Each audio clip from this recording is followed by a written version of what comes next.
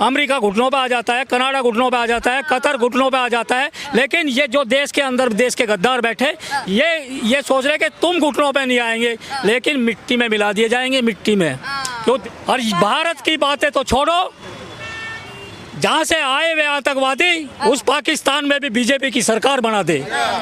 तो मैं तो ये नमस्कार, मैं अमनीसा पाल आप सभी का स्वागत करती हूँ हमारे चैनल पे। देखिए, अभी जिस वक्त लद्दाख से खबरें आ रही है कि लद्दाख में सोनम वांगचुक ने जो स्थिति को बिगाड़ा, जिस तरीके से सवाल लोग ये भी खड़ा कर रहे हैं कि सोनम वांगचुक जब अनशन पे बैठे हुए थे तो सोनम वांगचुक ही क्यों छोड़ के भाग गए जब वहाँ पे दंगा फसाद शुरू हो गया, जेएनयू ने प्रोटेस्ट करना शुरू कर दिया। सोनम वांगचुक एम्बुलेंस में बैठ के अपने गाँव चले जाते हैं, लेकिन उनकी गिरफ्तारी हो जाती है। अब सवाल ये खड़ा होता है कि सोनम वांगचुक की पाकिस्तान के साथ में भी बहुत सारी तस्वीरें आती हैं, पाकिस्तान में वहाँ पे गए थे घूमने के लिए, और हम बात करें यूनिस के साथ के गले मिलने की भी तस्वीरें सामने आई थी। और देश भर में कहीं ना कहीं आप देख सकते हैं अलग अलग जगह अलग अलग स्टेटों में इस तरीके की कोई ना कोई स्थिति देखने को मिली है जहाँ पे दंगा फसाद जैसी चीज़ें हो रही हैं, चाहे वो आइलम मोहम्मद के नाम पे हो या फिर हम बात करें लद्दाख में जेएनयू की जो मांगे हैं, जो लद्दाख को क्या कहते हैं राज्य बनाने की और स्टेट बनाने की जो मांगे हैं, ये सारे सवालों के जवाब हम आम जनता से लेने की कोशिश करेंगे। और हमारे साथ जेएनजी मौजूद हैं। शुभ नाम क्या हुआ आपका? मेरा नाम योग रावल है और मैं बॉम्बे से हूँ, दिल्ली घूमने के लिए आया हुआ फिलहाल में अभी। आपका सवाल? सर, मैं ये सवाल करना चाहूँगी भी, सोनम वांगचुक को लेकर आपने सुना होगा जो 3 इडियट्स में जिनकी स्टोरी दिखाई गई है, क्या कहना चाहेंगे सोनम वांगचुक को लेकर? लद्दाख में सोनम वांगचुक हैं, वो स्टेट की मांग को लेकर और भी बहुत सारी समस्याएं उनकी मांग को लेकर जब वहाँ पे प्रोटेस्ट कर रहे थे, उसी दौरान कई सारी जेएनजी जनरेशन है वो आती है और बीजेपी कार्यालय को आग के हवाले कर देती है। उसके बाद में सोनम वांगचुक की गिरफ्तारी भी हो जाती है। तो क्या कहना चाहेंगे इन तमाम चीज़ों को लेकर? मैं पकड़ सकता हूँ। पहली बात तो ये है कि मैं खुद देश का एक युवा हूँ और इस देश में रहता हूँ।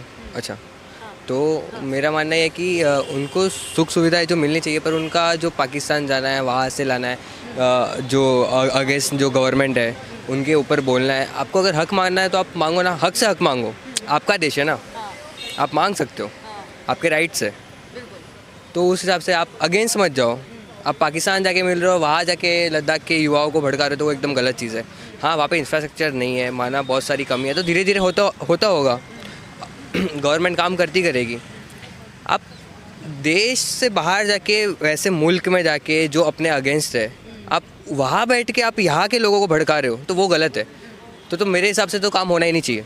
अच्छा, आइलम मोहम्मद को लेकर भी अभी तमाम मुस्लिम समाज के लोग हैं वो पोस्टर बैनर लेके रोडों पे सड़कों पे उतरे हुए हैं और कह रहे हैं कि आइलम मोहम्मद कहेंगे, ज़ोर से चिल्ला के कहेंगे, भीड़ में कहेंगे, इस तरीके से उतरेंगे। तो क्या कहना चाहेंगे ये? और फिर पुलिस पे भी पत्थरबाजी होती है, सरतशुदा के नारे भी लगते हैं। तो लग रहा है कि देश में अलग अलग जगह पे अलग अलग टाइम पे मुद्दा भड़का के कहीं ना कहीं सत्ता परिवर्तन करवाने की कोशिश की जा रही है, मोदी जी को सत्ता से हटाने की कोशिश की जा रही है। मोदी जी सत्ता से तो हटने वाले हैं नहीं ऐसे। और रही बात ये बोलने की, तो ये हिंदुस्तान है, ये किसी के बाप का है नहीं, ये हिंदुओं का है। पहली बात तो ये था, है और रहेगा हमेशा। तो ये सब चीज़ें देखनी नहीं चाहिए, सोचना समझना नहीं चाहिए। टाइम ही नहीं है ये सब चीज़ों के लिए कि ये भले रोड पे उतरे कुछ भी करें। अपने लोग सोचेंगे तो इसके बारे में सोच पाएंगे ना। इतना टाइम ही नहीं है हम लोग के पास में कि हम इनके बारे में इतना सोच पाए, इतना टाइम दे पाए। तो हम लोग ख़राब हो रहे हैं उन लोग को देख के कि वो लोग क्या रिएक्ट कर रहे हैं। तो मेरा मानना तो यही है इसके ऊपर। तो छोटे बच्चों को पत्थरबाजी पुलिस पे करवानी, और खासकर मैं मुस्लिम समाज की बात कर रही हूँ, अभी की बात कर रही हूँ, ये छोटे बच्चों को रोड पे उतरवाते हैं, पुलिस पे पत्थरबाजी करवाते हैं। फिर बात की जाए सरतशुदा के नारे लगाते हैं, तो ये कहाँ तक की सही है? आपको लग रहा है कि बच्चों को इस तरीके से इन सब चीज़ों में डालना और आगे करना ये? नहीं, ये सब चीज़ें गलत है। पढ़ाओ लिखाओ, वो ज़्यादा बेटर रहेगा, क्योंकि उनका भी फ्यूचर है। और इंडिया है ही यूनिटी के लिए पहचाना जाता है। तो सब ऐसा देखा जाए तो सब मिल के रहे, वही अच्छा है। पढ़ो लिखो, आगे बढ़ो। मेरा मानना तो यही है कि एजुकेशन सबसे ज़्यादा ज़रूरी एजुकेशन है अभी के टाइम पे। वैसे नाम क्या हो सर आप? मेरा नाम सोनू राष्ट्र सेवक है। क्या कहना चाहेंगे आप? अभी जो हिंसा हो रही है, जिस तरीके से आप देख रहे हैं लद्दाख में भी यही हो रहा है, पूरे देश भर में अलग अलग जो भी टॉपिक है, अलग अलग मुद्दा है, उसको लेकर कहीं ना कहीं आप देख रहे हैं हिंसा और आगजनी फैलाने की कोशिश की जा रही है और पुलिस पे पथरावबाजी देखने को मिल रही है।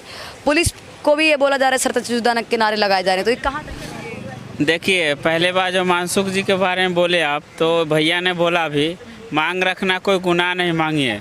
मगर दूसरे देश में जाके अपने देश के अगेंस्ट बोलना है, ये भी बहुत गलत बात है।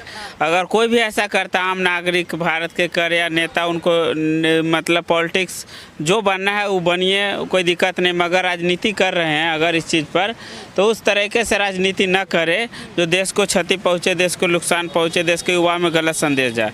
तो ऐसा नहीं होना चाहिए। और आई लव मोहम्मद के बारे में बोले हैं, तो मेरा मानना है कि उन लोगों में बहुत कम पढ़े लिखे होते हैं। तो कम पढ़े लिखे नहीं होते, एकाएक उनका लीडर होता है, तो वो लीडर जो बोलता है ऐसा कर देता है। पुलिस पे अगर जो पत्थर बरसाने का बात कर रहे हैं, तो पुलिस उनका सेवा भी करने के पूरा हाल जानती है, सेवा भी बहुत मजबूत तरीक़ा से होगा। और रोड पे नहीं, उनका इलावी मोहम्मद बोले जो बोले, उनका व्यक्तिगत मदरसे में जाके बोले, वो कोई दिक्कत नहीं है। मगर रोड पर जाके कोई क्षति पहुंचाएगा सरकार के चीज़ के, या कोई भी गलत पब्लिक को कोई नुकसान होगा, तो उसका सेवा करने के लिए पुलिस पूरा प्रशासन टाइट बैठा हुआ है, कोई दिक्कत नहीं होगा। इससे उसको समझना पड़ेगा, देश में रह के देश के साथ ही गलत व्यवहार विचार करेगा तो कैसे काम चलेगा। देश सभी का है, मैं नहीं कहता मेरा है। ये हिंदू यहाँ 100 करोड़ हिंदू रहते हैं। कोई हिंदू तो ऐसा नहीं हुआ कि रोड पर उतर गया, हिंसा किया, कि उनकी कोई क्षति पहुंचाया हो, ऐसा तो नहीं कर रहा है कोई।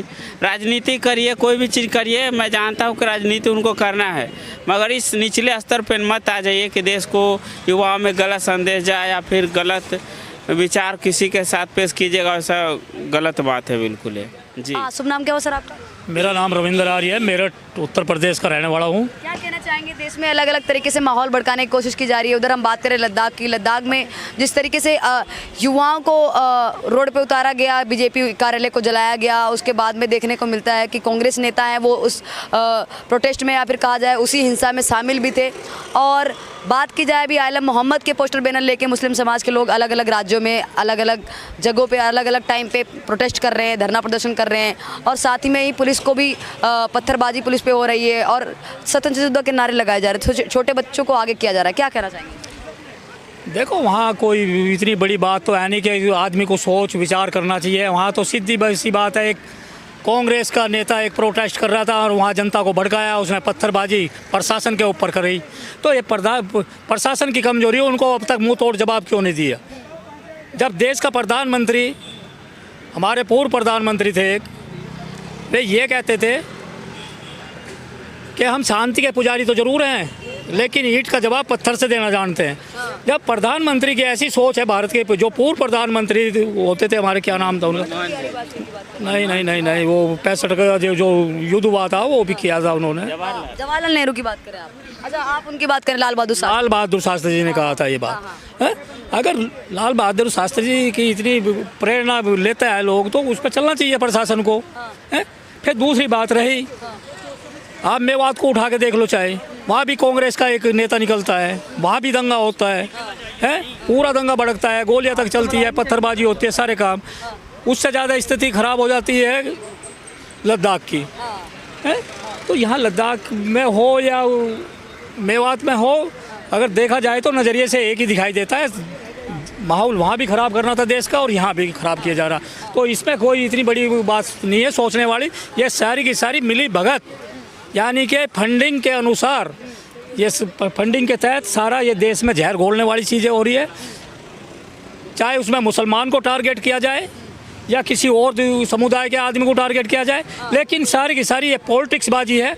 मैं तो ये कहता हूँ वो दंगा नहीं है, वो आतंकवाद है, उग्रवाद है। उन उग्रवाद को बिल्कुल जड़ से ख़त्म करने के लिए प्रशासन को अपना सख्त रवैये अपनाने चाहिए।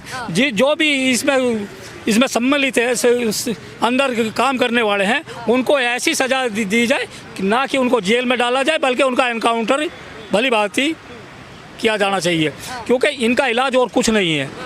एक इलाज यही है। एक तरफ यहाँ विपक्ष का नेता ये कहता है कि जीएनजी को रोडों पे उतर जाना चाहिए, जब वे खुल के इस बात का दावा कर रहे हैं भाई यहाँ युवाओं को सड़क पे आ जाना चाहिए, और सड़क पे आ गए तो कौन कर रहा है? पकड़ा जाता है कांग्रेस का नेता, तो कौन करा रहा है? सीधी बात है, विपक्ष का आदमी करा रहा, कांग्रेस करा रही, उसमें सोचने वाली तो बात है नहीं। जनता सब जानती है, लेकिन ये जो हरकतें कर रहे हैं, ये हरकतें वो है जो कि बिल्कुल नीच गर्दी की कहते हैं। एक गरीब आदमी हो या अमीर आदमी हो या बिजनेसमैन हो, इसमें क्षति सबको पहुंचती है, सबका नुकसान होता है। यहाँ तक की बात है कि सरकारों तक का सबसे बड़ा नुकसान होता है। लग रहा है कि अलग अलग जगह दंगे भड़का के देश में कहीं ना कहीं सत्ता परिवर्तन करवाने की एक साजिश हो सकती है, क्योंकि देखने को मिल रहा है सोनम वांगचुक की गिरफ्तारी तो हो चुकी है, लेकिन क्या लगता है कि गिरफ्तारी के बाद इस तरीके से माहौल भड़काया जाएगा कि लोग उनके समर्थन में लोग रोडों पर उतर जाएं, या फिर कहा जाए इस तरीके से? देखो, कुछ भी हो यहाँ, लेकिन यहाँ वो हालात नहीं बनेगी जो उनकी पड़ोसी देशों की बन चुकी, चाहे उसको नेपाल के रूप में देखो या फिर बांग्लादेश के रूप में देखो। लेकिन सामने वाले को अभी ये तजर्बा नहीं है, ये दिखाई नहीं दे रहा कि मोदी जी जहाँ के प्रधानमंत्री है, जहाँ के पूरे वर्ल्ड को मैसेज जाता है जिनके द्वारा, तो ये उनको चुनौती देने की बात है। जहाँ के आज की तारीख में अमेरिका घुटनों पे आ जाता है, कनाडा घुटनों पे आ जाता है, कतर घुटनों पे आ जाता है, लेकिन ये जो देश के अंदर देश के गद्दार बैठे, ये सोच रहे कि तुम घुटनों पे नहीं आएंगे, लेकिन मिट्टी में मिला दिए जाएंगे, मिट्टी में। तो देश की जनता ऐसी है। मोदी जी वो मोदी जी हैं जो रस्सी का भी तार बनाते और स्कूटी की भी कार बनाते। और भारत की बातें तो छोड़ो, जहाँ से आए हुए आतंकवादी उस पाकिस्तान में भी बीजेपी की सरकार बना दे।